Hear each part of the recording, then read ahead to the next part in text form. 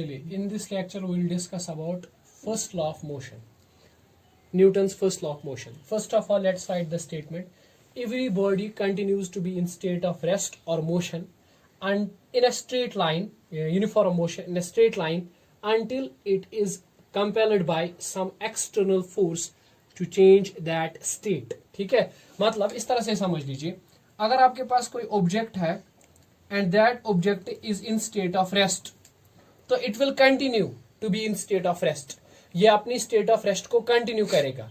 ठीक है, या अगर कोई ऑब्जेक्ट मोशन में है तो ये अपनी मोशन को जो है वो कंटिन्यू करेगा. कब तक? Until and unless, जब तक हम इस पे कोई एक्सटर्नल फोर्स अप्लाई नहीं करेंगे. जब तक कोई ऑब्जेक्ट एक्सटर्नल फोर्स फेस नहीं करेगा तब तक वो अपनी स्टेट को चेंज नहीं कर सकता है. ठीक है कि नहीं? देखिए, इस तरह से समझाता हूं. तो अगर मेरे पास ये ऑब्जेक्ट है और ये स्टेट ऑफ रेस्ट पर है, मतलब इसकी वेलोसिटी जो है दैट इज 0. तो अब इस तरह से समझ लीजिए, इसकी वेलोसिटी जो है ना तब तक नहीं बढ़ेगी. इस ऑब्जेक्ट की स्टेट जो है ना, स्टेट ऑफ रेस्ट, ये तब तक मोशन में नहीं आएगा जब तक इस पे एक्सटर्नल फोर्स नहीं लगेगा. ठीक है, मतलब if external force on the object is 0, ठीक है कि नहीं? ठीक, this object will remain inter rest. ये ऑब्जेक्ट रेस्ट में रहेगा. ठीक है कि नहीं? ये इस वाले ऑब्जेक्ट की मैं बात कर रहा हूं जो कि पहले रेस्ट पर है.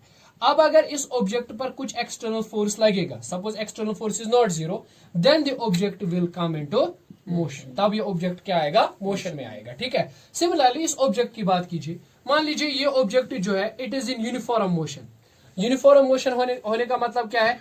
Change in velocity is 0, means इसके अंदर जो एक्सेलरेशन है दैट इज 0. ठीक है कि नहीं? एक्सेलरेशन इसके अंदर 0 है. तो अगर इस ऑब्जेक्ट पर एक्सटर्नल फोर्स 0 है, there is no external force, तो अगर एक्सटर्नल फोर्स 0 है, ऑब्जेक्ट के अंदर क्या होगा? It will continue to be in state of uniform motion. ये अपनी स्टेट को कंटिन्यू करेगा, ये हमेशा यूनिफॉर्म मोशन में ही रहेगा. मतलब इसके अंदर जो एक्सेलरेशन है वो हमेशा 0 ही रहेगी. ठीक है, there will be no change in its velocity. ठीक है, लेकिन अगर आप एक्सटर्नल फोर्स इसको सप्लाई करोगे, suppose the external force is applied on it, तो what will happen? Change in velocity will not be 0. इसके अंदर जो वेलोसिटी है वो कुछ चेंज हो जाएगी. There will be some change in velocity और कॉरस्पॉन्डिंगली क्या होगा? There will be some acceleration. There will be some acceleration. ठीक है कि नहीं? मतलब देख लीजिए, पहले ये कहां पे था? यूनिफॉर्म मोशन में था, मतलब नॉन यूनिफॉर्म मोशन में था.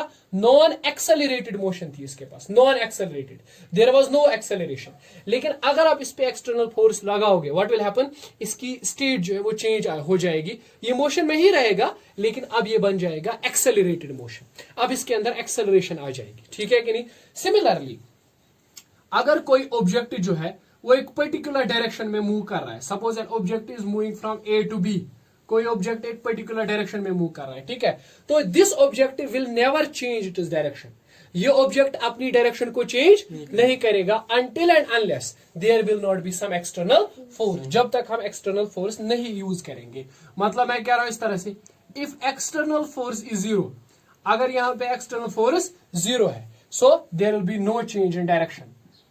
There will be no change in direction. ठीक है, दूसरी बात, अगर एक्सटर्नल फोर्स जो है वो नॉन 0 है, ठीक है, so there will be change in direction. The object will change it is direction. ठीक है, तो सिंपल में इस लॉ का बुनियादी मकसद क्या है? वो ये है कि in order to change the state of motion, अगर किसी ऑब्जेक्ट की स्टेट को चेंज करना है तो what you will require? You will require the force. ठीक है कि नहीं? आपको चाहिए एक्सटर्नल फोर्स. ठीक है, अभी यहाँ पे एक सिंपल सा क्वेश्चन बनता है कि मान लीजिए मेरे पास कोई ऑब्जेक्ट है, इस तरह से एक बड़ा सा ऑब्जेक्ट है. अब इस ऑब्जेक्ट के अंदर बहुत सारे छोटे छोटे पार्टिकल्स हैं. ये पार्टिकल्स का बना हुआ होगा ना, एटम्स का बना है. तो चलिए मान लीजिए इसके अंदर यहाँ पे इस तरह से एटम्स का अरेंजमेंट है, लाइक दिस वे. ठीक, तो मान लीजिए इस तरह से. ठीक, ये जो एटम्स है ना, they will attract each other. ये आपस में एक दूसरे को अट्रैक्ट करेंगे, फोर्स लगाएंगे, इंट्रामोलिकुलर फोर्स होंगे. ठीक है, यानी ये मॉलिक्यूल इसको अट्रैक्ट करेगा, वापस में इसको भी अट्रैक्ट करेगा. इस तरह से ये इंट्रामोलिकुलर फोर्सेस होंगे. ठीक है कि नहीं? इंट्रामोलिकुलर फोर्सेस होंगे. ठीक है, तो इन फोर्सेस को हम कहते हैं इंटरनल फोर्सेस. तो we call them as internal forces. ठीक है, सपोज यहां पे जो फोर्स एक्सर्ट होता है दैट इज सपोज F1, यहां पर जो एक्सर्ट होता है दैट इज F2, इस तरह से. तो यू कैन से कि sum of the internal forces will be summation of Fi, where F runs from 1 to whatever be the number of particles, ठीक है कि नहीं। तो ये जो है ना, दिस इज इंटरनल फोर्स। तो कोई भी ऑब्जेक्ट जो है उसके अंदर पार्टिकल्स होते हैं और वो पार्टिकल्स एक दूसरे पे फोर्स एक्सर्ट करते हैं, ठीक है कि नहीं।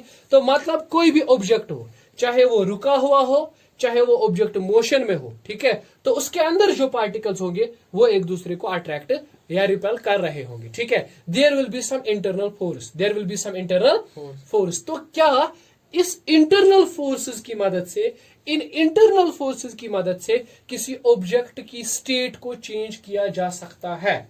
इसका आंसर है नहीं।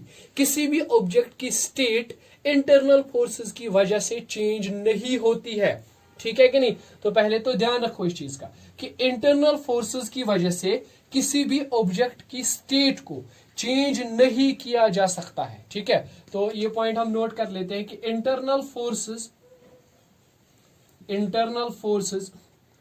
Can never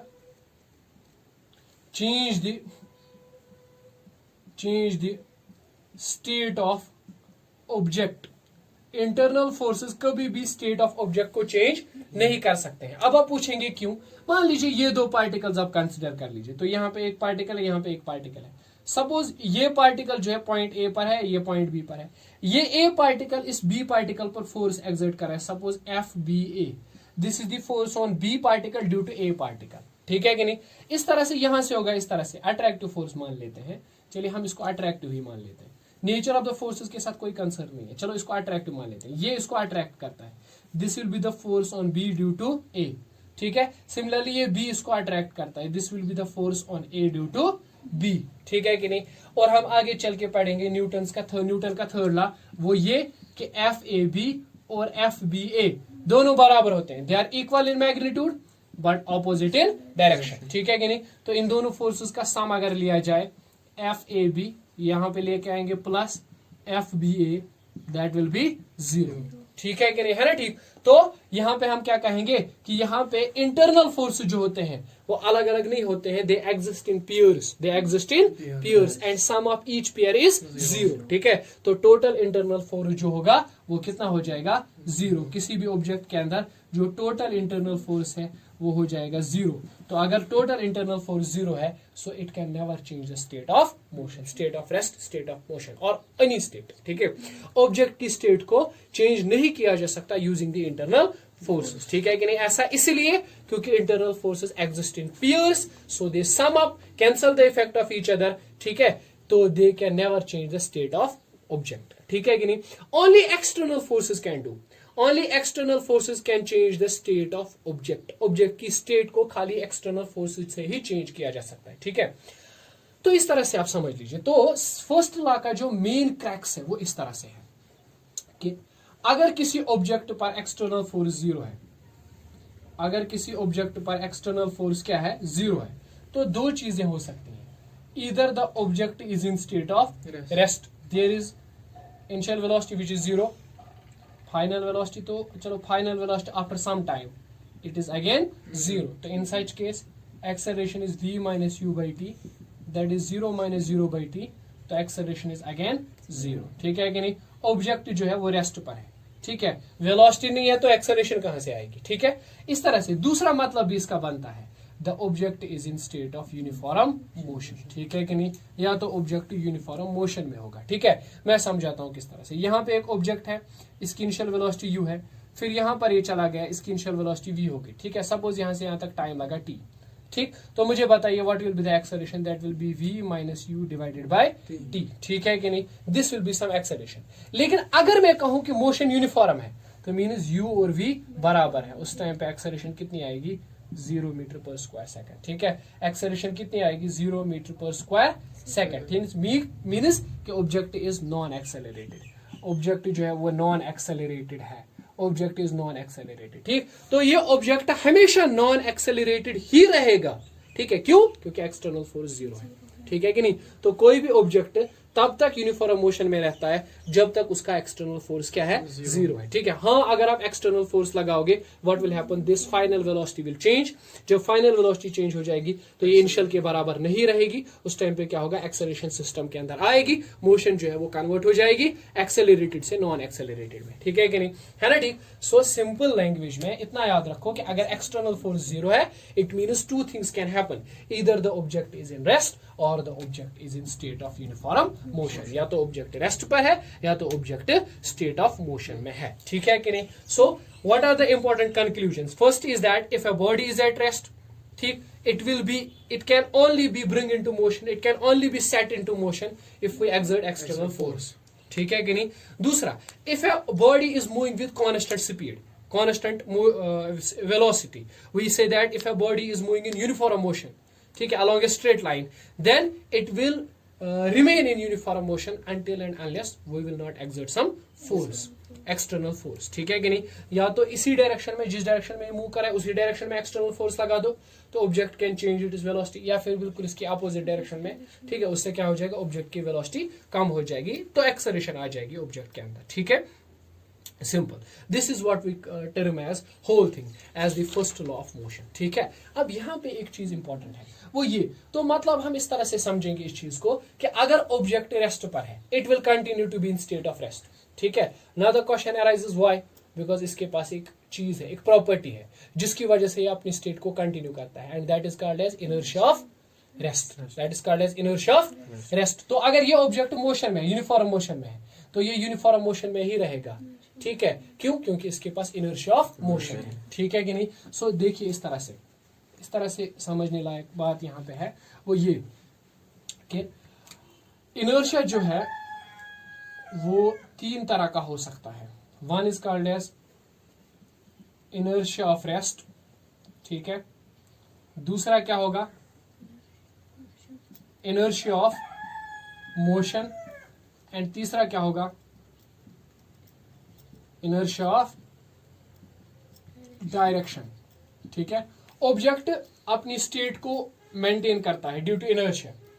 object can maintain it state of rest due to inertia. ठीक है, मतलब जिस ऑब्जेक्ट के पास इनर्शिया है वो मेंटेन करता है किस चीज को, स्टेट ऑफ रेस्ट को। ठीक है, जिस ऑब्जेक्ट के पास इनर्शिया ऑफ मोशन है वो क्या करता है, मेंटेन करता है स्टेट ऑफ मोशन को। ठीक है, और जिस ऑब्जेक्ट के पास इनर्शिया ऑफ डायरेक्शन है, असल में inertia of direction is same as that of inertia of motion, लेकिन हम यहाँ पे इसको अलग क्लासिफाई करेंगे, maintains to be in particular direction, in particular direction. I repeat, actually inertia of direction same ही है, लेकिन हम इसको inertia of direction is same as that of inertia of motion, it is incorporated in this, but हम अलग class में ले रहे हैं। ठीक है, तो यहाँ पे आप ध्यान से रखिए, देखिएगा, तो inertia of rest, inertia of motion, inertia of direction. ठीक है, जिस ऑब्जेक्ट के पास जो इनर्शिया है वो उसकी वजह से अपनी स्टेट को कंटिन्यू मेंटेन करता है। ठीक है, तो अगर कोई ऑब्जेक्ट इस तरह से है, वो ऑब्जेक्ट रेस्ट पर है, ठीक है, तो इसके पास क्या है, इनर्शिया ऑफ रेस्ट। ठीक है कि नहीं।